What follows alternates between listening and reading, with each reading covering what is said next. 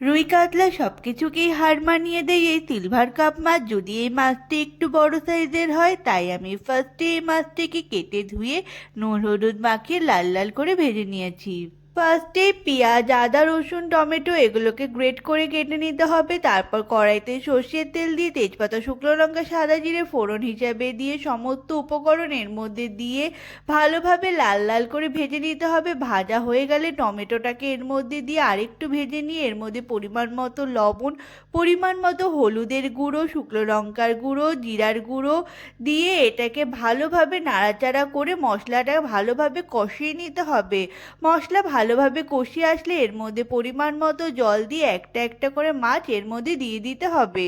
ঝোলটা ভালোভাবে ফুটে আসলে ওপর দিয়ে চেরা কাঁচা লঙ্কা ছড়িয়ে দিলেই রেডি হয়ে যাবে আমাদের টেস্টি টেস্টি সিলভার কাপ মাছের ঝাল।